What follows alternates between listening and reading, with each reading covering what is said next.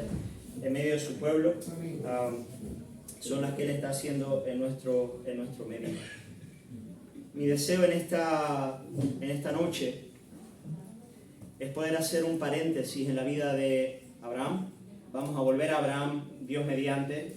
Mañana por la mañana vamos a estar considerando Génesis capítulo 22, el monte Moriah. Así que si quieres leer Génesis 22 esta noche para venir preparado para el día de mañana, yo quiero animarte a hacerlo.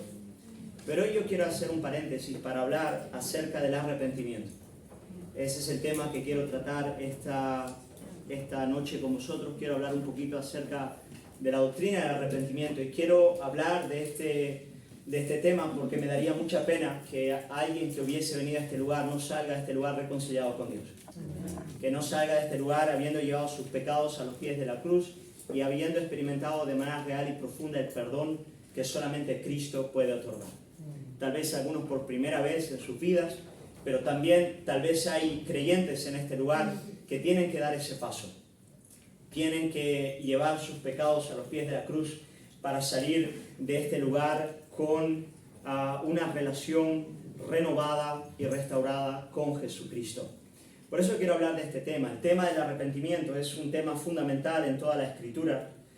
En primer lugar, porque el arrepentimiento es la puerta de entrada a la vida cristiana. Nadie puede experimentar la gracia del Evangelio si no pasa por una experiencia profunda de arrepentimiento. Es como pedirle a alguien que tome la medicina si antes no reconoce su propia enfermedad. Nadie toma la medicina si antes no reconoce que está enfermo. Y el arrepentimiento es ese reconocimiento profundo del alma de nuestro pecado delante del Señor y de la necesidad profunda que tenemos de la obra de la cruz. Y hermanos, el arrepentimiento es la marca del verdadero creyente. Si tú me preguntases cuál es la principal característica de un verdadero creyente, yo te diría que la característica de un creyente es que su vida está marcada por una constante disposición de arrepentimiento. Él es alguien que no es que se arrepienta eventualmente, es que podríamos decir junto a Martín Lutero que la vida cristiana es arrepentimiento. La vida cristiana es arrepentimiento. Yo quiero hablar de ese tema hoy a partir de un salmo muy conocido, seguro por los hermanos, el Salmo 51, Salmo de David, en el cual David nos va a hablar precisamente de este tema del arrepentimiento.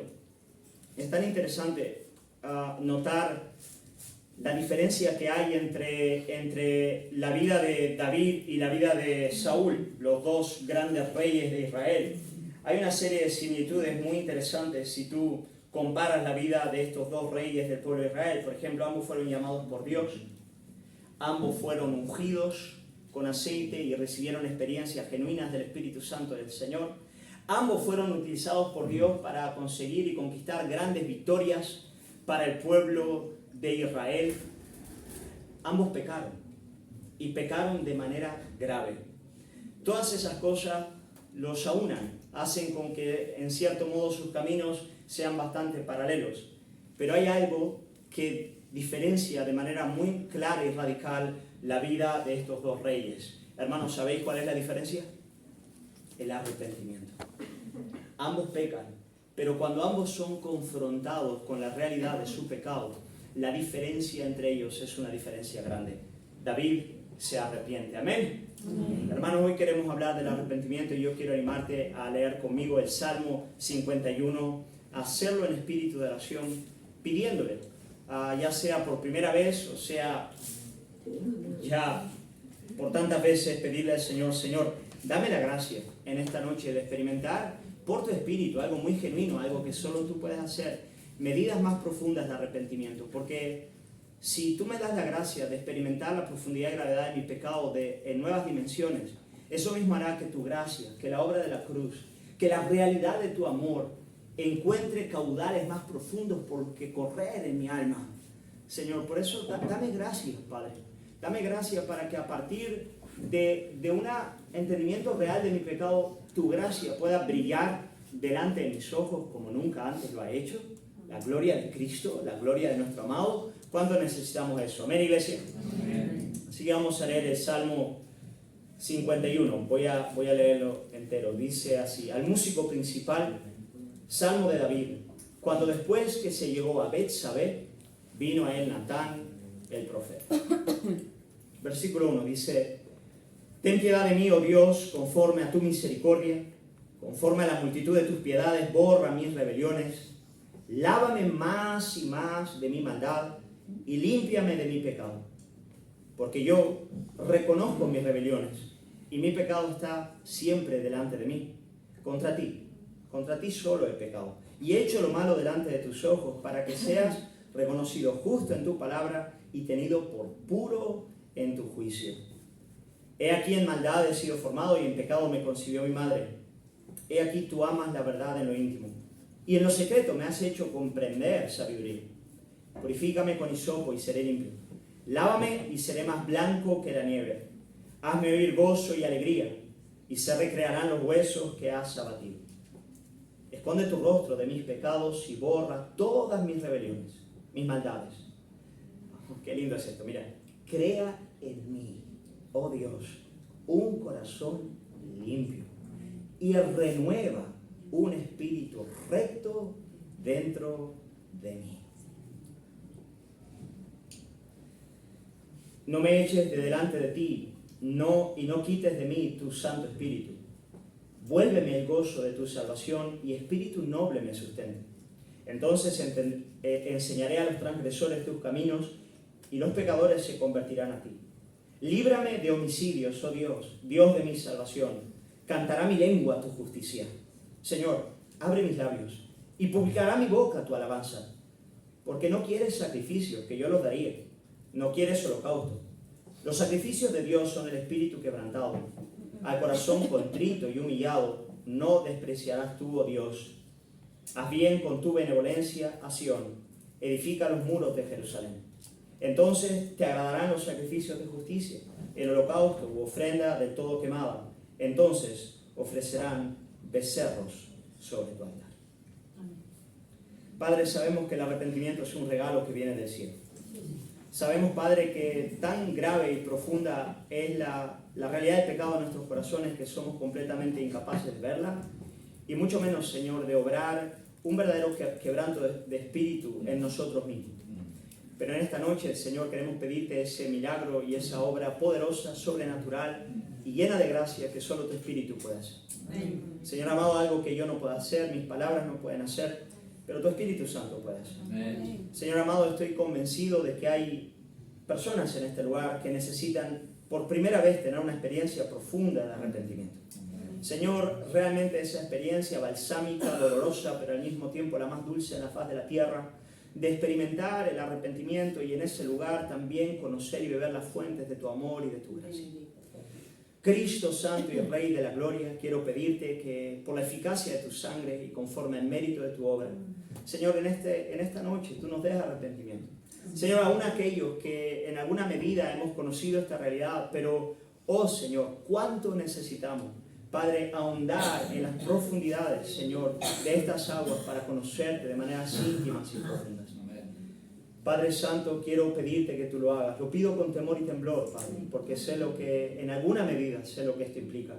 Pero cuánto lo necesitamos. Queremos ver un avivamiento, queremos ver que la gracia no sea una gracia de papel, queremos ver, Señor, que realmente, Señor, que la gracia nos cambie, nos transforme, Padre. Por eso quiero pedirte que tengas en bien tomar ahora las palabras que salen de mi boca, Señor, y vivificarlas en el corazón de tu iglesia y también en mi propio corazón. Te lo pedimos, Padre, en el nombre de Jesús. Amén. Amén. Algo bello de este salmo que acabamos de leer es que en la pequeña introducción que nos otorga nos da el contexto a partir del cual David nos da que es uno de los salmos más bellos realmente de todo el salterio. Dice al músico principal, Salmo de David, cuando después que se llegó a Betsabé vino a él Natán el profeta. Yo creo que la gran mayoría de vosotros conoce la historia del pecado de David, pero es posible que algunos en este lugar no la conozcan y de todos modos nos va a venir bastante bien el poder tenerla en la mente y recordar un poquito de qué va esta historia. La podéis leer en 2 de Samuel capítulos 11 y en el capítulo 12. El rey David, el gran rey y poeta de Israel, se encontraba en el momento cúspide de su reinado, cuando realmente había paz a su alrededor, cuando de alguna manera el reino se encontraba estable. Y se nos dice que en ese momento es peligroso, esos momentos son bien peligrosos. momentos cuando las cosas van bien, cuando parece que todo va en orden. Pero se nos dice que en la época en la que los reyes iban habitualmente, iban a la guerra, David se quedó en el palacio. Se quedó en el palacio. Se nos dice que él se despertó cierto día, ya al atardecer, o sea, una siesta bien larga se tomó el rey. Y cuando se despierta va a la terraza, y desde la terraza del palacio ve que se estaba bañando una mujer que se llama Betsabé. David la ve en aquel lugar, desde luego posiblemente desnuda, y la codicia a su corazón. Entonces él llama a algún siervo del palacio y le dice, mira, ¿quién es esa mujer? ¿Podrías traérmela? Le dice, mira, ella es la esposa de Urías. Ahora, hermanos, Urías no era un hombre cualquiera. Urías era uno de los 33 valientes de David. Urías era uno de aquellos hombres que había arriesgado su pellejo para hacer que David llegase al lugar donde había llegado. Era un hombre valiente, era un hombre de Dios, era un hombre leal al rey, era un hombre piadoso, era un hombre de una sola mujer. Una mujer que había conocido en su juventud y que había estado con él a estas alturas ya por muchos años. Pero no teniendo en cuenta ninguna de estas realidades, David la manda a buscar, la llama al palacio y se acuesta con ella. Pensando que nadie iba a ver esa realidad y que todo iba a quedar en ese momento. Ya está, ahí se va a terminar todo. Por lo tanto, después de tener relaciones sexuales con ella, él la vuelve a enviar a su casa, pensando, bueno, se terminó, nadie se va a enterar de esta realidad, solamente los siervos de mi casa, que no es poco decir. Pero pasado el tiempo llega la noticia al palacio.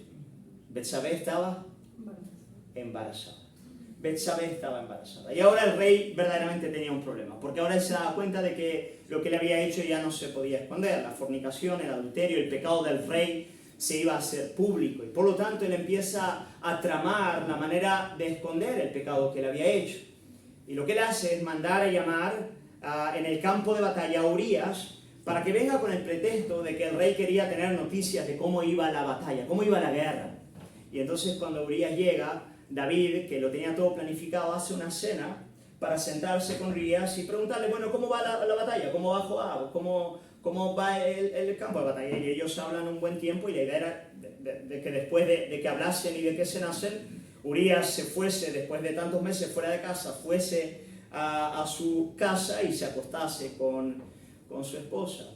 Pero David era un hombre, Urías era un hombre piadoso, Urías era un hombre justo, era alguien que no podía ir a acostarse con su esposa mientras el ejército de Israel estaba en tiendas en medio del combate. Por lo tanto, Urías pasa la noche en las escaleras del palacio, no vuelve a dormir con su esposa. Entonces, claro, David se pregunta, ¿qué puedo hacer? Segundo plan, una noche más, vuelve a preparar una cena, pero esta vez él tiene como propósito embriagar a Urías. Por lo tanto, le pone una copa de vino tras otra copa de vino, tras otra copa de vino, pensando el rey cavilando en su mente. Imaginaos la profundidad ya de la oscuridad en la mente del rey para estar pensando en estos términos, pero pensando, bueno, Urías tal vez sobrio no fue a acostarse con su esposa, pero seguro que borracho lo hará. Pero es increíble darnos cuenta de que Urías borracho seguía siendo más piadoso que David lúcido. Porque al salir de aquel lugar, al salir de la presencia del rey, aún estando borracho, aún estando muy ebrio, Urías se sienta en las escaleras del palacio y no se va a dormir a su lecho con su esposa. David entonces se da cuenta de que su plan para intentar ocultar el pecado era ya imposible, ya no lo lograría hacer, y por lo tanto él hurga una maldad aún mayor. Él entonces pasa a ser el artífice del homicidio, el artífice intelectual del homicidio, de la muerte, del asesinato de Urías. Y lo que hace el rey, hermanos, es escribirle una carta al principal comandante del ejército, Joab, diciendo lo siguiente: mira, envía a Urías al lugar de la batalla donde los hombres suelen morir, y cuando arrecie la batalla, que los demás lo abandonen, lo dejen solo, para que él muera en el campo de batalla. Qué fuerte, ¿verdad, hermano?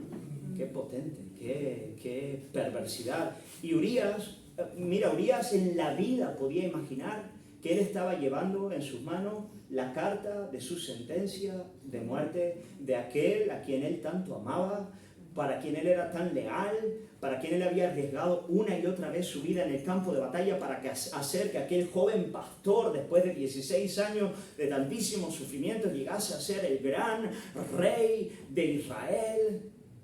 Este hombre íntegro, noble, llevaba en sus manos la sentencia de muerte y se la entrega a Joab. Y Joab, hermanos, no era un hombre piadoso. Joab también tenía la suya. Por lo tanto, cuando lee la carta, hace exactamente lo que David le ordena hacer. Y lo cierto es que Urías muere en el campo de batalla. Urías muere en el campo de batalla.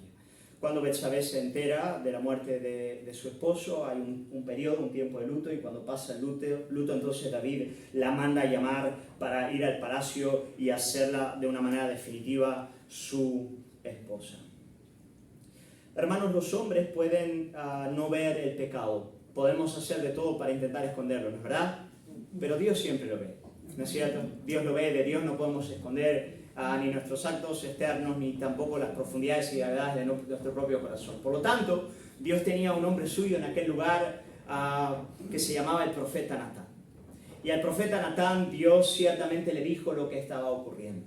Le dijo dónde estaba metido su rey David. Y Natán, que era un hombre de Dios, pero también era un hombre de Dios sagaz e inteligente, va a confrontar al rey, pero lo hace de una manera muy sabia y también muy astuta, porque él sabía que el rey estaba endurecido, estaba rebelde, estaba distante de una realidad de arrepentimiento, y por lo tanto, en vez de confrontarle de manera directa e inmediata, cosa que iba a ser muy peligrosa, porque si tú despiertas la ira del rey y eres profeta y el rey no acepta tus palabras, ¿qué ocurre? La cabeza del profeta sale de su cuello, ¿no es cierto?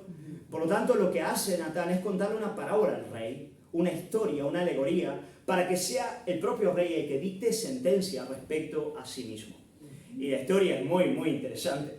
Se va Natán a David y le dice lo siguiente: rey, quiero contarte una historia de algo muy injusto que ha acontecido. Y dice, dime Natán. Y Natán le dice entonces, mira, había un hombre que tenía un montón de ovejas, tenía una gran cantidad de ovejas, y tenía un vecino suyo que tenía solamente una ovejita. Este hombre rico, que tenía muchísimas ovejas, recibió visitas en su casa, vino alguien a visitarle, y él, en vez de coger una de las ovejitas, de las tantas que él tenía, él fue y mandó matar y sacrificar la única ovejita que tenía su vecino, la cual él amaba, la cual había criado desde pequeñita, la cual tenía con él, era la única que tenía. La mandó matar para poner la mesa a este visitante que vino a su casa. Veis que la historia era muy vívida y muy real para el tiempo en el que David vivía. Y David entonces es tan interesante en su respuesta, ¿no? Porque cuando Natán le pregunta a David, ¿qué merece ese hombre? El rey no duda en afirmar categóricamente, y además con un sentido de justicia muy fuerte, ¡que muera! ¿Cómo somos, no? ¿Cómo somos con el pecado ajeno, Increíble. Somos topos cuando se trata de nuestro propio pecado, pero tenemos una lucidez y una claridad cuando se trata del pecado ajeno que es asustador, pero es la realidad de todos nosotros, así somos, ¿no? El otro que muera, ¿no? Pero ahí, claro, cuando David dicta sentencia sin saber que la estaba dictando referente a su propia persona, entonces Natán le dice, mira, a David, me imagino que con esos ojos de profeta, ¿no es verdad?, que ardían en llamas de fuego en ese momento, de celo, de ira, pero de amor al mismo tiempo, todo junto, le dice, David, tú eres ese hombre. Tú eres ese hombre. Y entonces David, en ese momento, por la gracia del Señor y por la obra del Espíritu Santo en su corazón, él confiesa y dice, es verdad, Señor, yo soy ese hombre, he pecado. Y entonces Natán le dice, no morirás. Qué fuerte, ¿no es verdad? La sentencia divina es menos agresiva que la sentencia del propio rey para aquel que había sido su vecino. Le dice, no morirás. Es verdad, David, la espada jamás abandonará tu casa. Llevarás el sufrimiento de tu pecado hasta el final. En efecto, serás humillado de la misma manera que has humillado a Urías, y eso le ocurrió a través de su hijo Absalón. O sea, van a haber consecuencias terribles a partir de este pecado que te acompañarán hasta el último de tu vida, pero no morirás. Y cuando leemos la historia de David nos damos cuenta de que David no solamente murió, es verdad, vivió la disciplina y las consecuencias de la realidad de su pecado hasta el final, pero también la gracia de Dios se manifestó a partir de una realidad tan trágica como esta, de una manera que nosotros nunca podríamos imaginar, porque aunque el primer hijo de David con Betsabé murió con juicio de Dios, Dios mató al bebé, el niño murió, pero es verdad que Betsabé también llegó a ser la madre, hermanos, de Salomón. Qué fuerte, ¿no es verdad? Del hijo de David que sería heredero del trono. Es algo que solo la Biblia nos puede dar, ¿no? ¿Cómo puede ser que todo eso se mezcle, ¿no? La ira, el juicio, la disciplina y al mismo tiempo la gracia insondable que cumple sus propósitos por encima de todo ese pecado y caos? Es así como Dios trabaja, ¿no es verdad? Pero es bello ver el arrepentimiento de David. El arrepentimiento de David. Aquí la principal lección es: David se arrepintió. David se arrepintió. Cuando él fue confrontado por Natán, él se arrepintió. Yo soy pastor ya hace 12 años en la iglesia ya Luz a las Naciones, y hermanos, no nos faltan problemas. Pero yo le digo a la iglesia, le digo, hermanos, mira, yo sé que los creyentes pecan. Yo sé que eso ocurre, vivimos en esa realidad, pero lo único que le pido al Señor es que me dé una iglesia que sea dócil para el arrepentimiento. Eso es lo que yo deseo. Señor, no te pido una iglesia perfecta, porque la iglesia perfecta estará del otro lado de la eternidad. Tampoco te pido una iglesia que corra en el proceso de santificación de manera... Me encantaría. Pero lo que te pido de todo corazón, Padre, es que nos des un corazón arrepentido. Porque es fácil pastorear una iglesia que tiene un corazón arrepentido. Es una bendición tener hermanos que, aunque pecan, cuando son confrontados con la realidad del pecado, son rápidos en confesarlo, en quebrantarse delante de Dios, en abandonar la práctica pecaminosa, en volver a la senda de la santidad, en decir: contra ti he pecado, Señor, he hecho lo malo delante de tus ojos, para que tú seas reconocido justo en tus caminos. Y eso es lo que hizo David. Y a partir de esta experiencia profunda de arrepentimiento, él escribe este salmo que tenemos delante de nosotros, el Salmo número 51, que es un salmo, hermanos, que deberíamos memorizar. Una tarea práctica para la iglesia. Memoriza el Salmo 51 y utilízalo como un salmo de arrepentimiento en tu vida. Por lo menos una vez por semana, tú lo recitas pidiéndole al Espíritu Santo del Señor que puede llevarte a dinámicas profundas de arrepentimiento. Es algo tan maravilloso. El Padre Nuestro nos dice: perdona nuestras ofensas como también nosotros perdonamos a aquellos que nos han ofendido. Entonces, aparte del Padre Nuestro, que es arrepentimiento, tú te memorizas, y si no lo lees, y vas orándolo y haciéndolo tuyo y pidiéndole: Señor, dame el poder tener un corazón que sea arrepentido delante de ti, para que realmente yo pueda vivir delante de ti una vida de crecimiento, de salud, de gracia, en tu presencia. Así que el Salmo 51 tiene algunas lecciones preciosas sobre en qué consiste el verdadero arrepentimiento, en qué consiste el verdadero arrepentimiento. Y a mí me gustaría daros 8, ¿vale? 8 lecciones, 8 características de un verdadero arrepentimiento. Aquellos que tomáis nota lo podéis hacer ahora. 8 características de un verdadero arrepentimiento. Hermanos, yo creo que estas características son importantes porque ellas también van a distinguir el arrepentimiento de lo que podríamos llamar el remordimiento. Creo que todos nosotros sabemos que existe tal cosa como remordimiento, ¿no es verdad? Un tipo de dolor a causa de nuestros errores, de nuestros fallos, pero que nunca derivan en un cambio de vida real.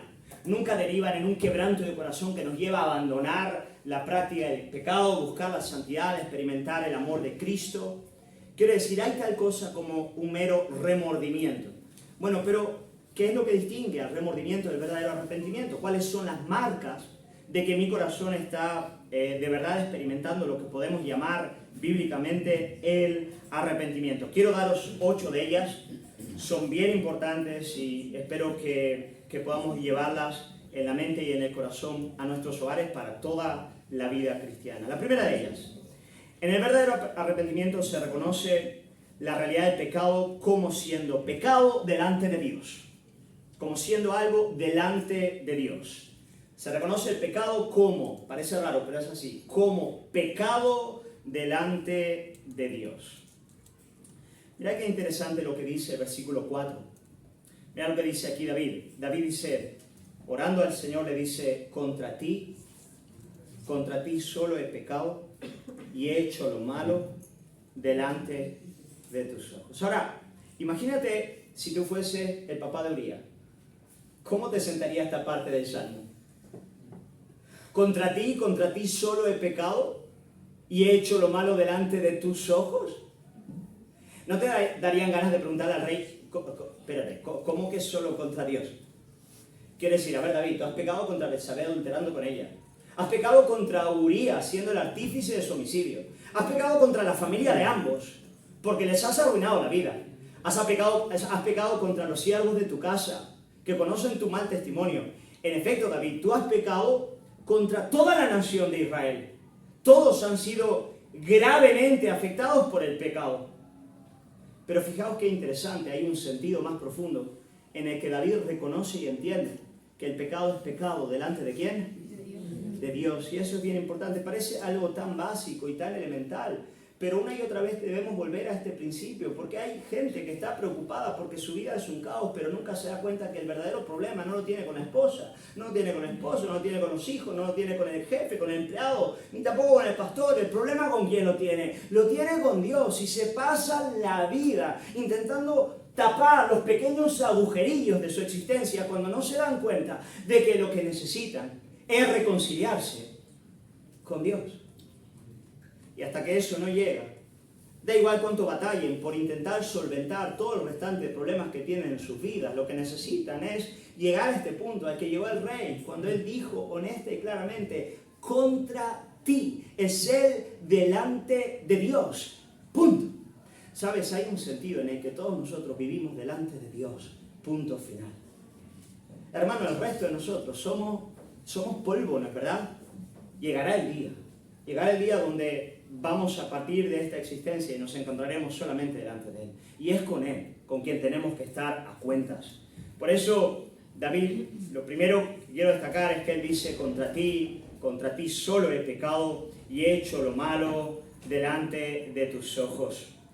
Hermanos, a veces los hombres, aún lejos de Dios, pueden sentirse mal por sus pecados, pero por las consecuencias que el pecado tiene en su propia vida, en su propia reputación, en su familia. Hay hombres que son presa del alcohol y querrían salir de la realidad del alcoholismo porque eso arruina todas sus relaciones.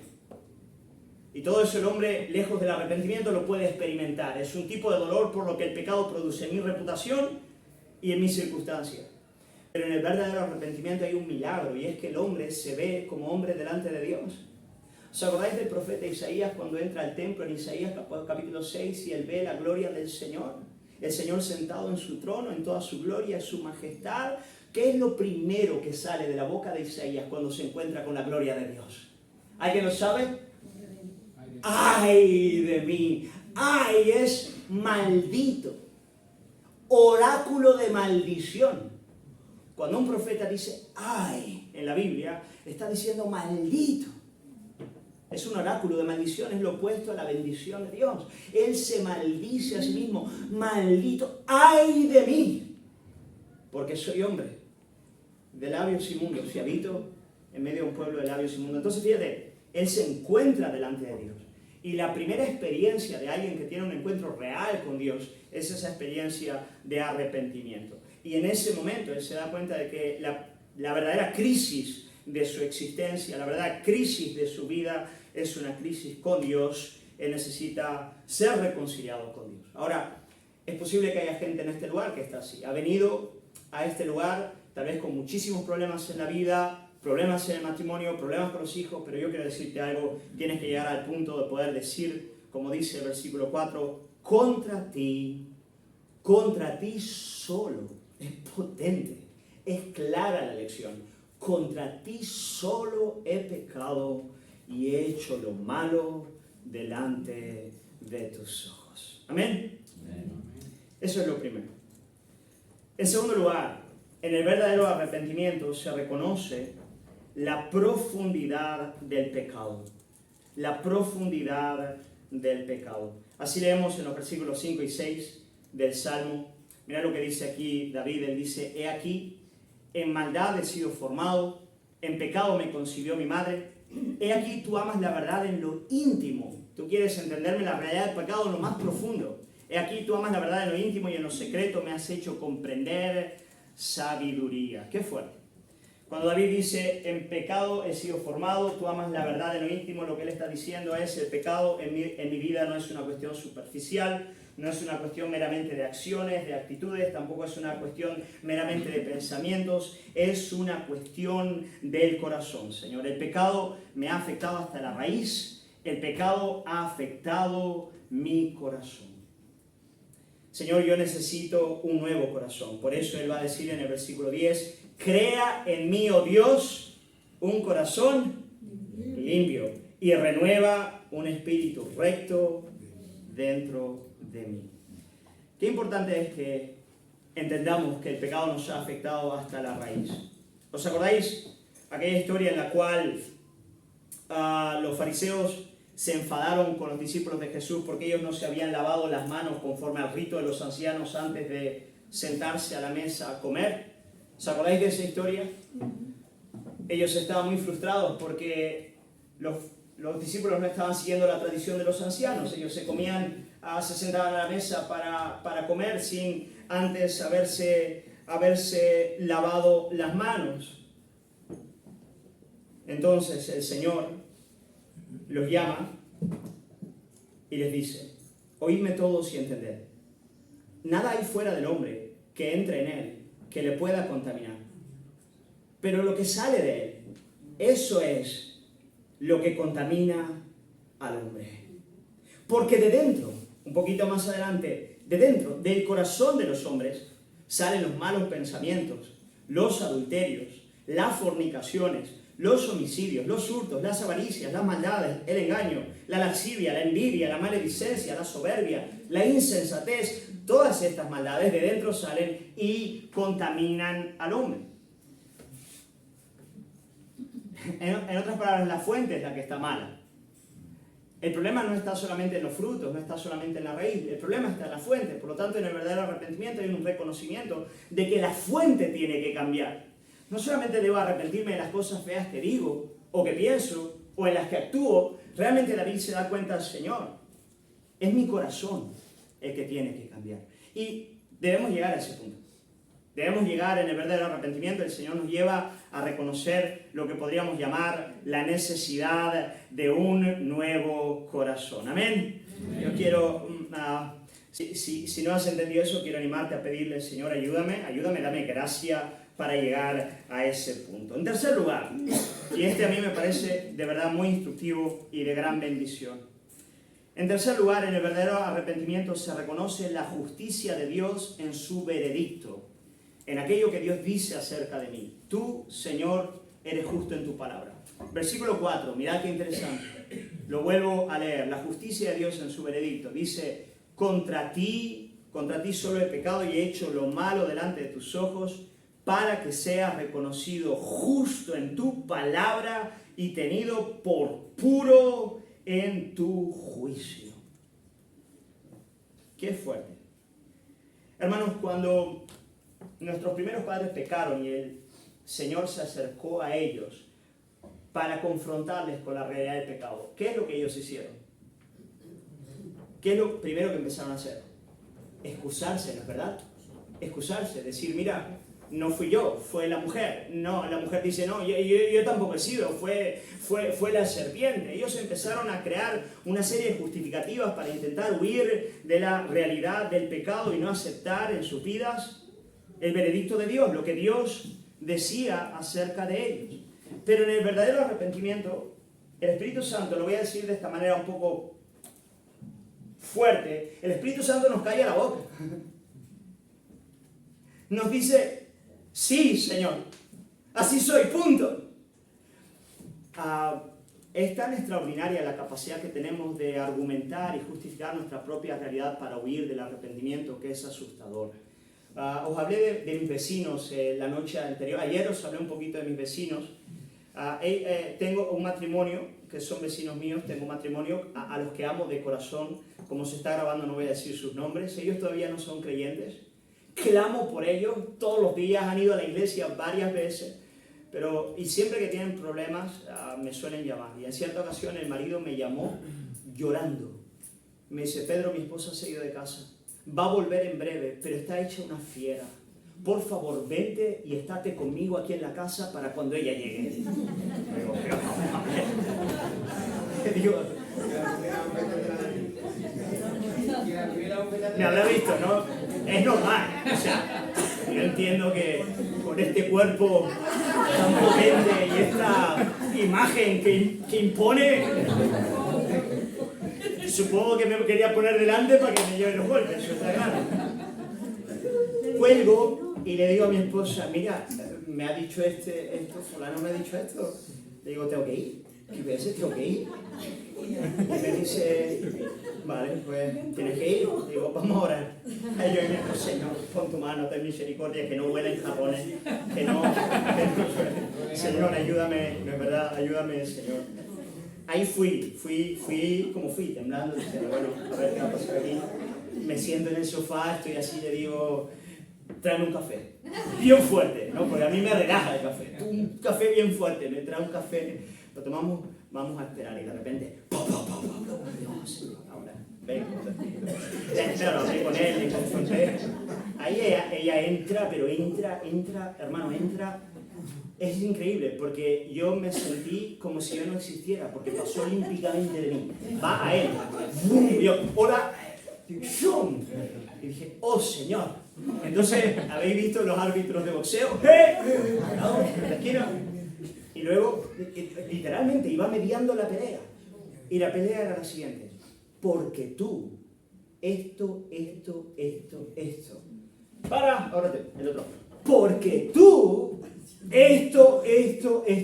Y así fueron pasando los minutos. 10, 15, 20 minutos, media hora. Y cada uno justificando la realidad de su propio pecado a partir del pecado ajeno, pero con tal habilidad que yo me vi embaucado en esa realidad y tuve un momento místico.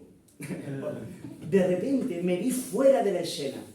Y al verlos a ellos dos, diciéndole al otro: porque tú, vi al ser humano. Y me vi a mí mismo.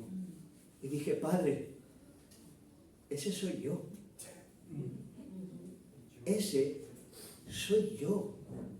Yo soy completamente incapaz de ver la realidad de mi propio pecado a partir, si no es por tu gracia, Señor.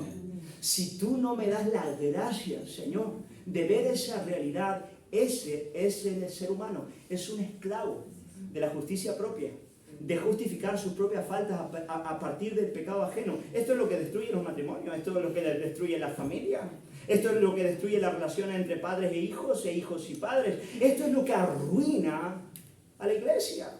Iglesias se rompen por causa de esta realidad, porque nosotros no aceptamos el veredicto divino referente a nosotros. Estamos el tiempo entero evadiendo a partir del pecado ajeno, diciendo: no, la culpa es de él. El pecado real es el de él y no el mío. En cierta ocasión, en un periódico inglés, hicieron todo un artículo acerca de los principales problemas del mundo, y hablaban de las guerras, del hambre, de la violencia, del caos, de la inmoralidad, etcétera y tal. Y un periodista inglés llamado Chesterton, no sé si habéis oído hablar de él, él escribió una carta, una pequeña nota al periódico diciéndoles: mira, muchas gracias por el artículo, muy interesante, pero en esta nota quiero deciros cuál es el verdadero problema de este mundo. El problema de este mundo soy yo. Atentamente, Chesterton.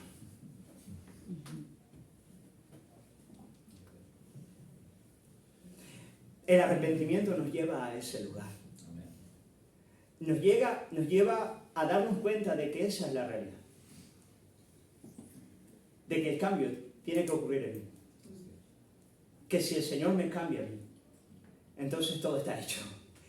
Entonces el Señor va a restaurar todas las cosas. Pero lo que hace el verdadero arrepentimiento es llevarnos a estar de acuerdo con el veredicto de Dios, con lo que Dios dice acerca de mí mismo, de mi propia persona, de lo que tiene que cambiar en mí. En cuarto lugar, cuarta evidencia de un verdadero arrepentimiento, se reconoce, en el verdadero arrepentimiento se reconoce que la mayor pérdida ocasionada por el pecado es la pérdida de Dios, es Dios mismo, es perder la comunión con Dios, la compañía de Dios, perder el gozo que viene de su presencia. Por eso en el versículo 11, David dice, no me eches de delante de ti y no quites de mí tu Santo Espíritu. Y más adelante él va a decir, vuélveme, oh Dios. En el versículo 12 él dice, vuélveme el gozo de tu salvación y espíritu noble me sustente. Hermanos, es verdad que el pecado tiene consecuencias trágicas a nivel horizontal. Él rompe nuestras relaciones, él quita la paz del alma, él hace con que muchas cosas vayan mal en nuestras vidas. Pero en el verdadero arrepentimiento, aquel que se encuentra con Dios reconoce que la mayor tragedia del pecado es que el pecado rompe nuestra comunión con Él, rompe nuestra participación del gozo y de la alegría que podemos disfrutar verdaderamente de nuestro buen Padre. Eso es algo que solamente el creyente, solamente el que se arrepiente puede reconocer de manera íntima y profunda. El pecado rompe nuestra comunión con Dios, esa es la mayor tragedia de todas.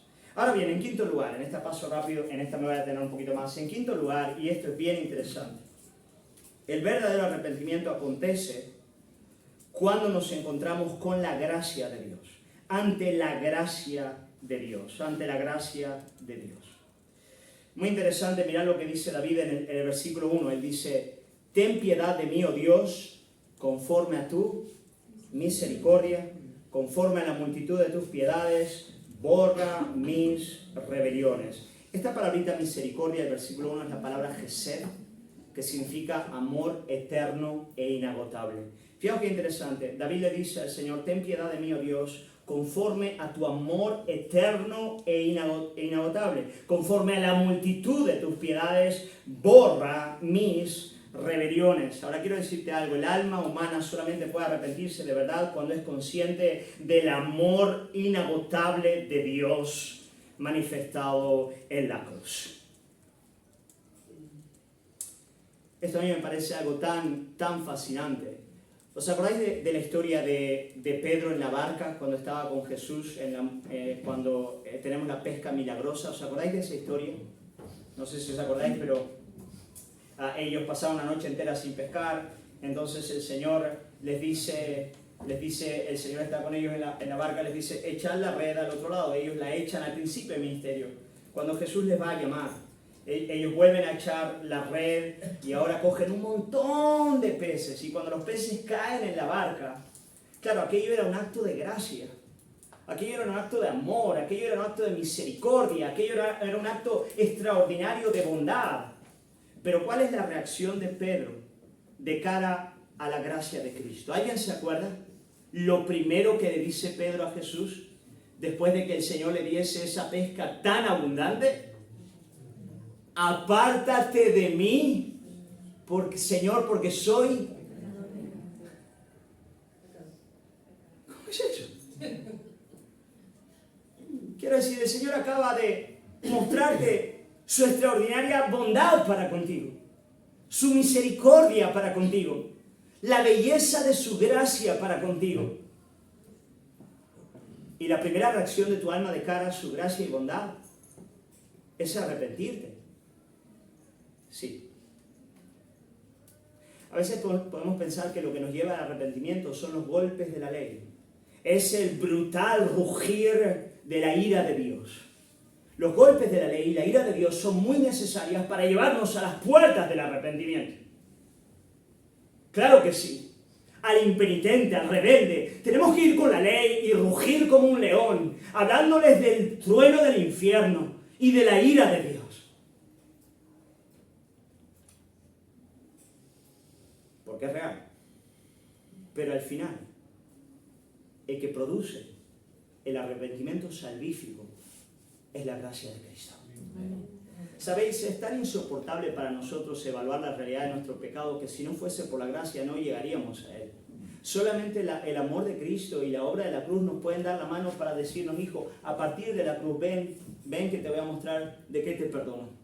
Ven que te voy a mostrar realmente de qué te perdono. Quiero mostrarte quién eres. Y solamente dándole la manito al Cordero Jesús, al que murió y resucitó, podemos entrar a los habitáculos más profundos del alma y ver la profundidad de nuestro pecado y en ese lugar tener una experiencia muy extraña, muy extraña, muy extraña. Porque el arrepentimiento tiene esta gran paradoja. Por un lado, es la experiencia más dolorosa que el hombre pueda tener. Y por otro lado, es la experiencia más dulce y más reconfortante y más liberadora que jamás el alma humana haya podido experimentar. Y yo sé que muchos de vosotros sabéis de qué estoy hablando. Esa es la paradoja del arrepentimiento. Que al mismo tiempo que duele, es un dolor tan rico. Tan bueno. Porque es el dolor de aquel que se está al mismo tiempo sintiendo amado y perdonado por el Señor Jesucristo, por el Señor y Salvador Jesucristo.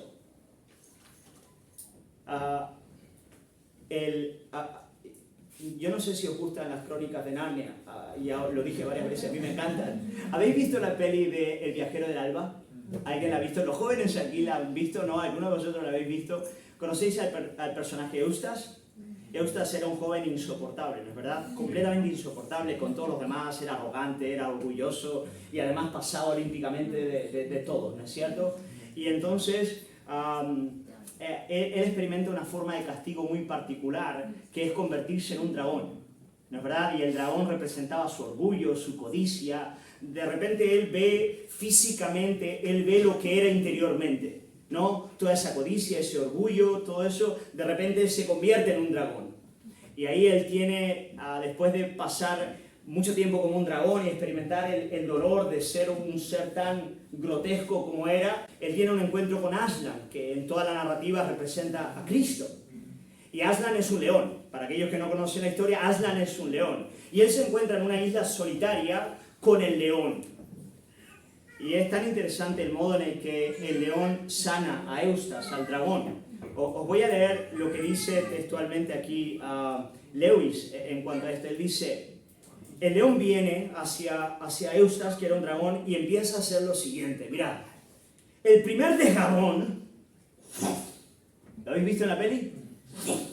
El primer desgarrón fue tan profundo que creí que había penetrado hasta el mismo corazón. Oye, es genial. Hasta el corazón. Eso es. Hila fino, el león hila fino. Hasta el corazón. Y cuando empezó a tirar de la piel para sacarla, sentí un dolor mayor del que he sentido jamás. Jamás. Lo único que me permitió ser capaz de soportarlo fue el placer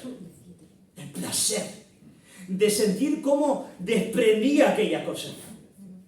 Y ya sabes, es como cuando te arrancan la costra de una herida. Duele horrores, pero resulta divertidísimo ver cómo se desprende.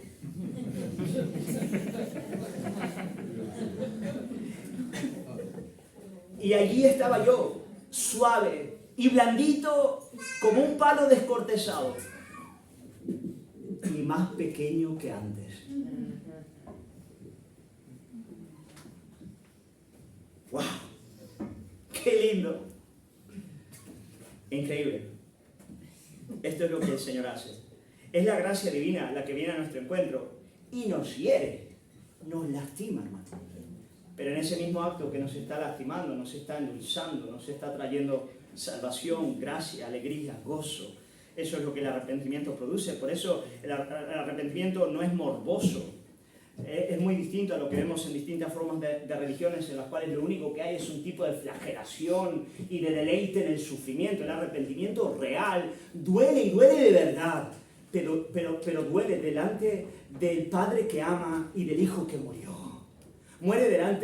Duele por ser un dolor delante de un Padre amante, por ser un dolor delante de un Cristo que murió por mí. De ahí deriva el dolor. De saber que uno ha pecado contra un ser tan amabilísimo y tan preciosísimo como es nuestro Dios Trinidad, Padre, Hijo, Espíritu Santo. Y es de cara a ese amor que uno se rompe completamente, completamente.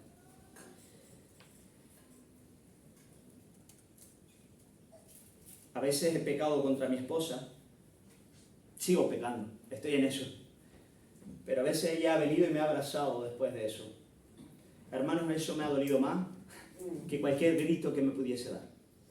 Si me gritase, si me respondiese. Pero ese abrazo sincero de alguien que dice, te sigo amando. ¡Wow! Me ha llevado al arrepentimiento como ninguna otra cosa lo podría haber hecho. Y el Señor con sus hijos trabaja del mismo modo.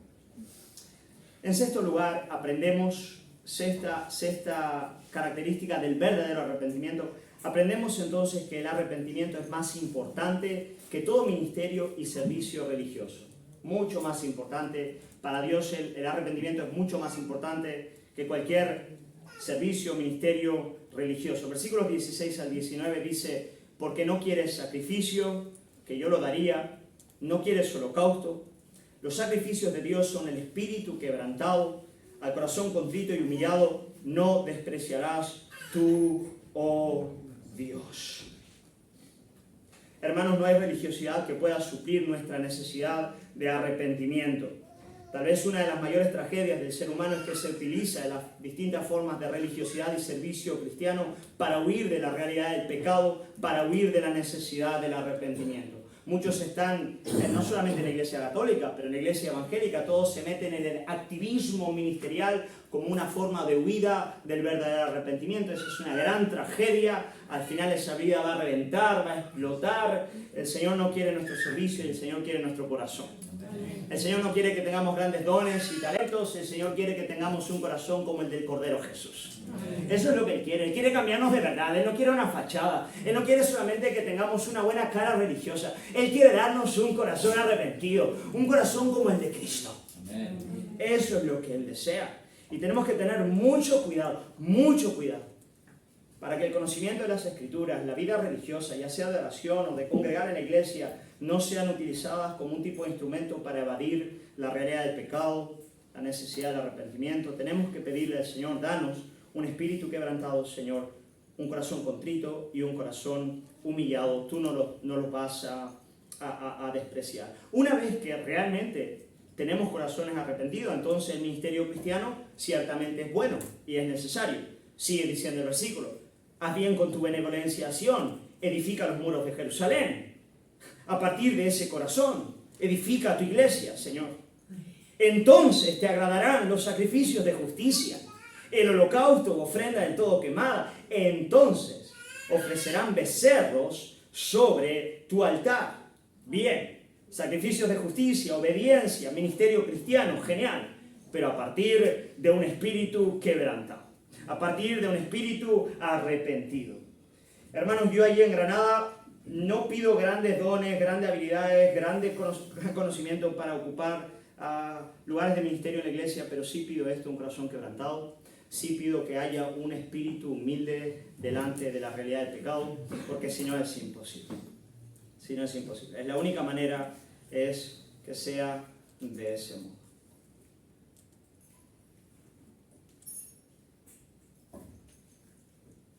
¿En cuál estábamos, hermano? Ahora el 7, ¿no es verdad? Sí. Perdón, estoy un poco cansado ya.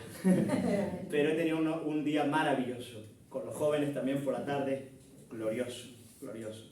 En séptimo lugar, se reconoce el arrepentimiento como el principio de todo verdadero gozo y alegría. De todo verdadero gozo y alegría. Y de todo lo que pueda llamarse nobleza o grandeza de espíritu. Un espíritu noble es un espíritu arrepentido. Cuando tú ves a un creyente que es bonito, quiero decir bonito, no bonito físicamente, pero bonito en el sentido espiritual. Tú ves a alguien y dices, wow, qué bella es esta persona. ¿Cuál es la principal de esa carta? característica de esa persona. Arrepentimiento, es una persona quebrantada de espíritu. Eso es lo que brilla. La belleza de Cristo siempre se refleja a partir del quebranto del corazón del creyente. Dice, versículos 7 y 9, dice, purifícame con hisopo, seré limpio, lávame y seré más blanco que la nieve. Hazme oír el gozo y la alegría, y se recrearán los huesos que has abatido. Esconde tu rostro de mi pecado, borra todas mis rebeliones. Y luego dice, versículo 12, vuélveme el gozo de tu salvación. Y ahora me encanta esta frase, y espíritu noble me sustente. Qué lindo. La nobleza del espíritu deriva del quebranto de corazón. La nobleza del creyente deriva del quebranto de corazón. Así que si quieres ser un creyente con el que da gusto estar en tu casa, en la iglesia, alguien, tú sabes, alguien que es una bendición, que cuando entra a un lugar no tiene que decir 3 palabras para que diga, sé aquí un hermano que es una bendición. Bueno, este es el camino. Profundidad de arrepentimiento, quebranto de espíritu. Aquí empieza. En octavo y último lugar ya, para ir terminando, deciros que el arrepentimiento, el verdadero arrepentimiento no es un acto puntual en la vida cristiana, sino una disposición continua. Un continuo caminar. Como os dije al principio, citando a Martín Lutero, Lutero decía, la vida cristiana es arrepentimiento. No es solamente yo me arrepiento de determinadas formas de pecado en las que voy cayendo, que también, pero es una disposición de espíritu. Es una disposición del alma. Y eso es bien importante. Versículo 17 dice, los sacrificios de Dios son, aquí está, el espíritu quebrantado, el corazón contrito y humillado. Eso es el arrepentimiento, es andar con esa categoría de espíritu delante de Él. Un espíritu que es quebrantado delante de Él, un espíritu contrito y humillado en su presencia. Así que tenemos que pedirle al Señor que nos dé la gracia de poder tener ese tipo de corazón. Ahora, hermano que has llegado, amigo que has llegado a este lugar, es posible que tengas que arrepentirte hoy. Tengas que pedirle al Señor, Señor, dame arrepentimiento. Pídeselo al Señor, pídeselo sinceramente, Él lo da. Él es bueno. O sea, no hay nadie que le pida sinceramente esto y Él no lo dé, si es que Él quiere darlo. Tal vez tu corazón está endurecido. Tal vez algunos pueden estar en este lugar y decir, mira, yo estoy viviendo en determinadas formas de pecado de las que, honestamente hablando, no quiero salir. Estoy endurecido, pero sé que tengo que salir. Sé que tengo que dejarlo. Sé que tengo que cambiar este modo en el cual me comporto en esta realidad, o esto que estoy viendo, o esto que estoy haciendo, pero mi corazón está endurecido. Yo quiero animarte en esta noche, es un buen momento para decirle, Señor, dame arrepentimiento. Yo quiero arrepentirme de no arrepentirme. Yo quiero pedirte, Señor, que llenes mi corazón de arrepentimiento. Y tal vez hay también en este lugar personas que puedan decir, el mío es un corazón altivo. A mí me cuesta horrores reconocer mi pecado. Lo veo en mi matrimonio. Cuando usted, pastor, estaba hablando del matrimonio vecino suyo, ese soy yo, esa es mi esposa. Bueno, hoy es el día, hermano, de pedir arrepentimiento. Pero no por tu esposa, por ti. Sí. Dile, Señor, yo no quiero ser así. Y yo no quiero decirle a ella, ¿y tú? Yo quiero decir, yo, Señor, perdóname a mí, cámbiame a mí, enséñame a amar, a pesar de la ofensa, a pesar, Señor, del orgullo. Enséñame a amar, Señor. Enséñame a responder como debo hacerlo. Oh, Señor, dame un corazón contrito y humillado delante de ti, para que espíritu noble me sostenga. Vamos a orar. Aleluya, Padre, tu palabra es un verdadero bálsamo para nuestros corazones. Señor, no hay ningún lugar al que podamos acudir para recibir tal sabiduría, Señor, tamaña luz, tamaña verdad. No hay lugar más seguro al que podamos ir que a tu palabra para conocerte a ti, pero también para conocernos a nosotros mismos, Padre. Pero también confesamos la necesidad que tenemos de la ayuda de tu Espíritu Santo. Queremos pedirte, Señor, que como león tú vengas por tu Espíritu para desgarrarnos, para traer quebranto de espíritu, Tal vez algunos hermanos, hermanas en este lugar que están viviendo en la práctica del pecado, ya sea en el área de la fornicación, ya sea, Señor, en orgullos, en iras, en enemistades, en contiendas. Señor, yo quiero rogarte que en esta noche tu Espíritu Santo pueda obrar para que mis hermanos puedan acudir a los pies de la cruz. Confesando, Señor, que podamos confesar nuestros pecados delante de ti, ponerles nombres, Padre. Tal vez matrimonios que tienen que ser reconciliados, tienen que ser restaurados, esposos que tienen que pedir perdón a esposa, esposa a esposo, hijos a padres, a los cuales no han respetado su autoridad, no les han honrado. Tal vez hay espíritu soberbio y altivo que no acepta la confrontación, aún dentro de la iglesia. Cuando viene de parte del pastor o de algún hermano, yo te pido que des arrepentimiento, Señor. Que libres, Padre Santo, que hagas más pequeños nuestros corazones, para que puedan ser más livianos delante de ti, Señor, y espíritu noble nos sustente. Padre, quiero pedirte, Señor, que tú nos des la gracia, Señor, de experimentar estas medidas profundas de arrepentimiento que nos llevan a deleitarnos en ti y a disfrutar de tu presencia de maneras mucho más íntimas y profundas. Porque es verdad que tú miras de lejos al altivo, mas das gracia a los humildes, Padre. Señor, no somos humildes, te lo confesamos. No lo somos. Necesitamos de ti. Jesús, necesitamos de ti. Pero te queremos, Señor. Y te pedimos que tú lo sigas haciendo en nuestras vidas. Hoy, en este retiro, Señor, todos los días de nuestra vida, que tu gracia venga con poder para llevarnos una y otra vez al gozo del arrepentimiento. En el nombre de Jesús. Señor bendiga a su iglesia.